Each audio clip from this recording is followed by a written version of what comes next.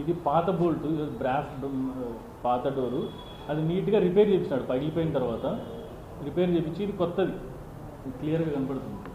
కొత్త డోరు పైన బోల్ట్ వేయించినాడు, కింద కూడా కొత్తది వేయించినాడు ఇరిగిపోయినట్టు. అంటే వాళ్ళు క్లియర్గా డోర్ ఇరిగిపోయింది, దాన్ని రిపేర్ కూడా చేయించుకున్నారు.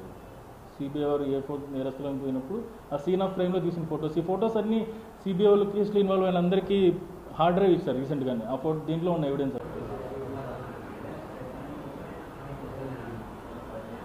జరిగినాయి, ఎక్కడ పాయింట్స్ మిస్ అయినారు, ఆ రోజు జరిగిన ఫొటోస్లో దిస్ క్లియర్గా నార్త్ సైడ్ డోరు లోపల తోసుకొని ఇరగొట్టుకొని లోపలికి వచ్చినట్టు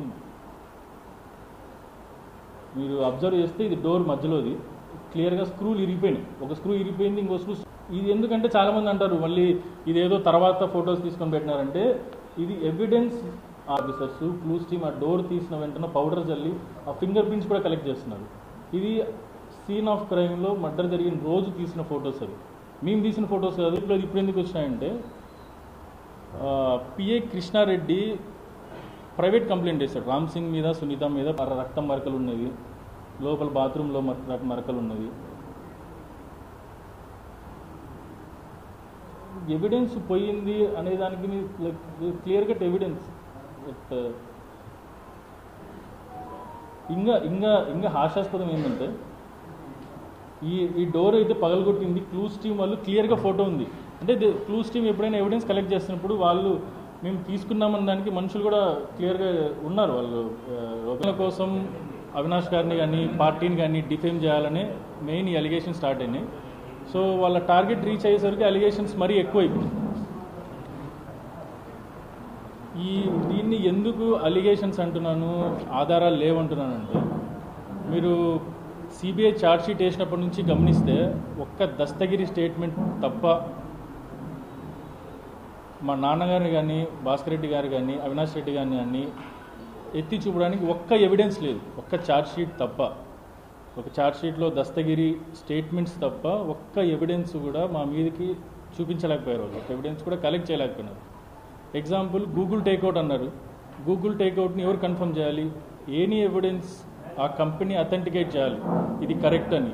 గూగుల్ ఇంతవరకు అథెంటికేట్ చేయలేదు.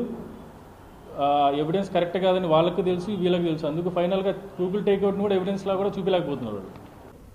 ఇది ముందే ఒప్పందం అనమాట. అంటే దస్తగిరిని అప్రూవల్ చేయాలనేది కేసు సిబిఐ తీసుకున్నప్పటి నుంచి జరుగుతున్న నాటకం. బట్ సిబిఐ ఏం చేసింది, యాంటిసిపేటరీ బెయిల్ ఇచ్చి వాడిని అప్రూవల్గా మార్చింది. మామూలుగా మార్చాలంటే వాడిని బెయిల్ ఇవ్వకుండా జైల్లో పెట్టి అప్రూవల్గా తీసుకోవాలి, అప్పుడు అది కరెక్ట్ పద్ధతి. సో దీన్ని బట్టి క్లియర్గా తెలుస్తుంది CBI Dastagiri hand in glove. ముందే వాటితో మాట్లాడుకొని నీకు బెయిల్ ఇప్పిస్తాము, నువ్వు కేసు అయిపోయిన వరకు బయట ఉండొచ్చు, నేను అప్రూవల్గా మారుతాము, తర్వాత శిక్ష కూడా పడము, నేనేం చెప్తే మీరు వినాలి అనేది.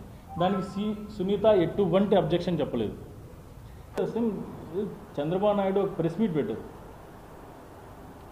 ఈ మర్డర్ జరిగిన రోజే పెద్ద ప్రెస్ మీట్ పెట్టి క్లియర్గా చెప్పాడు. అంటే ఇది చేసింది బయట వాళ్ళు కాదు, ఇంట్లో వాళ్ళే చేశారు.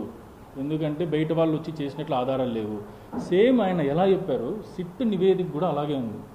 ఇంత ఓపెన్గా క్లూస్ టీమ్ వాళ్ళు బయట జనాలు వచ్చి బద్దలు కొట్టుకొని లోపలికి వచ్చినారని ఎవిడెన్స్ పక్కన పెట్టేసి చూడకుండా క్లియర్గా లోపల వాళ్ళే చేసినారు అని చెప్పడానికి ఓ పెద్ద బూటకం నాటకం స్టార్ట్ అయింది. అప్పుడే స్టార్ట్ అయింది. అప్పుడైతే ఏ నాటకం స్టార్ట్ అయిందో సిబిఐ వాళ్ళ కూడా అదే కంటిన్యూ అయిపోయింది. దానికి తగ్గట్టు దస్తగిరి అనే వ్యక్తిని వాడుకోవడము, దానికి స్టోరీ క్రియేట్ చేయడము, లోపల ఎవరో వ్యక్తి ఉన్నట్లు, ఏవన్ ఎర్రగంగిరెడ్డి లోపల ఉన్నాడు, మేము బయట ఉన్నాము, మేము వస్తానే తలుపు తీసినాడు. క్లియర్గా తలుపు బద్దలు కొట్టుకుని లోపలికి వచ్చిన ఎవిడెన్స్ ఉంది. సో దస్తగిరి స్టేట్మెంట్లో ఇచ్చిన ప్రతి పాయింట్ ఫాల్స్. నేను స్టేట్మెంట్ దాటి మాట్లాడుకోలేదు, అంటే వేరే ఎవిడెన్సే లేదు. ఇది ఒక్కటే ఎవిడెన్స్ మా మీదకి చూపించడానికి, మేము చేసినామని చెప్పడానికి వాళ్ళ దగ్గర ఉన్న ఏకైక ఎవిడెన్స్. ఆ ఎవిడెన్స్లో ఎన్ని తప్పులు ఉన్నాయని ఇది ఫస్ట్ అంతే. ఒక ఎవిడెన్స్ వేలి ముద్రలు దొరికినాయి. ఇంతవరకు ఆ 5,000 ముద్రలు ఈ అక్యూజ్డ్ A1 to A4కి ఎవరికి మ్యాచ్ అవ్వాలా, మిగతా అక్యూజ్డ్కి మ్యాచ్ అవ్వాలా, ఆ సీన్ ఆఫ్ క్రైమ్లో ఉన్న వాళ్ళకి మ్యాచ్ అవ్వాలా. టోటల్లీ అనుమానాస్పద 1,000 ముద్రలు 5 ఎవరో ఇప్పటివరకు సిబిఐ చెప్పాల. సో ఇవన్నీ చూస్తుంటే అసలు లోపల డోర్ తీయలేదంటే ఎర్రగంగిరెడ్డి ఉన్నారో లేదో డౌట్ వస్తుంది. ఎర్రగంగిరెడ్డి ఇక్కడ నుంచి ఇంటి వరకు నడుచుకుంటూ పోయినాడంటే సీసీటీవీ ఫుటేజ్ రికార్డ్ అవ్వలేదంటే అసలు ఎర్రగంగిరెడ్డి సీన్ ఆఫ్ క్రైమ్కి వచ్చినాడా లేదా అనే డౌట్ వస్తుంది. ఒకవేళ వచ్చింటే ఈయన ఏరుముద్దలు కాకుండా మిగిలిన 5,000 ముద్దలు ఎవరికి అంటే ఎర్రంగిరెడ్డి కాకుండా ఇంకా ఎవరైనా ఉన్నారా, వాళ్ళ 1,000 ముద్దలు ఎందుకు దాని గురించి అసలు సిబిఐ వాళ్ళు మాట్లాడలేదు, 1,000 ముద్దలు ఎందుకని ఇన్వెస్టిగేట్ చేయలేదు. సెటిల్మెంట్లో రూపాయి డబ్బులు రాలేదు అని సిబిఐ నిర్ధారించింది. ల్యాండ్ సెటిల్మెంట్ వల్ల దానికోసం హత్య జరగలేదని సిబిఐ నిర్ధారించింది. అసలు ఏంటి డాక్యుమెంట్స్ అంటే నార్మల్గా అంటే అలిగేషన్స్ కాదు, ఇది సిబిఐ స్టేట్మెంట్స్ రికార్డ్ చేసినప్పుడు వివేకానంద రెడ్డి గారి సెకండ్ వైఫ్ షమీము ఆ స్టేట్మెంట్లో చాలా క్లియర్గా చెప్పారు. వివేకానంద రెడ్డి గారు చనిపోవడానికి 2 నెలల ముందు నుంచి షమీమ్కి కొన్ని ఆస్తి రాపించాలని చెప్పి దానికి సంబంధించిన ఆస్తి పేపర్స్ వీలునామా షమీం మీద రాయడానికి రెడీ చేస్తున్నారని షమీం స్టేట్మెంట్ ఇచ్చింది, వాళ్ళ బంధువులు స్టేట్మెంట్ ఇస్తున్నారు, సిబిఐ స్టేట్మెంట్లు వాళ్ళు రికార్డ్ చేసినారు. దాంతోపాటు వివేకానంద రెడ్డి తన క్లోజ్గా ఉన్న ప్రతి ఒక్కరికి చెప్తా ఉన్నాడు, నా 2వ భార్యకి నేను కొంచెం ఆస్తి రాపిస్తున్నాను అనేది దగ్గర దగ్గర క్లోజ్గా ఉన్న ప్రతి ఒక్కరికి చెప్పిన విషయం. సో మోస్ట్ ప్రాబబ్లీ ఆ ల్యాండ్ డాక్యుమెంట్స్ ఏంటంటే ఆ ల్యాండ్ వాళ్ళ ఆస్తి సెకండ్ వైఫ్ రాపించిన డాక్యుమెంట్స్. ఆ డాక్యుమెంట్స్ దొంగిలించాల్సిన అవసరం ఎవరికి ఉంటుంది? ఒక్కసారి ఆలోచిస్తే ల్యాండ్ డాక్యుమెంట్స్ దొంగిలించాల్సిన అవసరము ఒక్క ఫ్యామిలీ మెంబర్స్కి, సునీతకి, రాజశేఖర రెడ్డికి తప్ప, నరేంద్ర రాజశేఖర రెడ్డి తప్ప ఎవరికి ఉండదు. వేరే శక్తికి అసలు దొంగిలించాల్సిన అవసరమే లేదు. సో టోటల్ ఈ డాక్యుమెంట్స్ది డోర్ పగలగొట్టుకుని పోయినది, ఈ దస్తగిరి స్టేట్మెంట్స్ ఎట్లా మారుస్తున్నాడు అనేది, దస్తగిరి స్టేట్మెంట్కి ఐ విట్నెస్ చేసిన స్టేట్మెంట్కి సంబంధం లేకుండా ఇదంతా కుక్కడప్ స్టోరీ, కొత్త స్టోరీ క్రియేట్ చేస్తారు.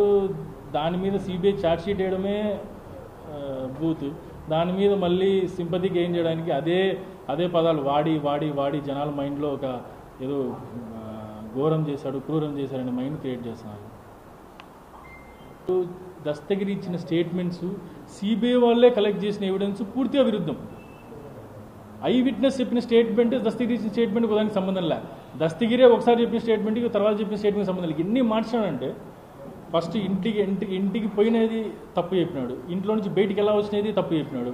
డాక్యుమెంట్స్ ఏంటంటే బయటికి వచ్చిన డాక్యుమెంట్స్ ఫస్ట్ ఏమో డాక్యుమెంట్స్ గురించి తెలియదు, రౌండ్ సీల్ వేసిన తర్వాత ఏమో క్లియర్గా సిబిఐ వాళ్ళు ప్రాంప్ట్ చేశారో లేదంటే సునీత 2 నెలలు కూర్చోబెట్టి ప్రాంప్ట్ చేసిందో క్లియర్గా చెప్తాడు. మళ్ళీ డాక్యుమెంట్స్ ఇవి కాదు, ల్యాండ్ సెటిల్మెంట్. ఎందుకంటే ల్యాండ్ సెటిల్మెంట్ మీద దోసేస్తే ఆ డాక్యుమెంట్స్ పక్కకి వెళ్ళిపోతుంది.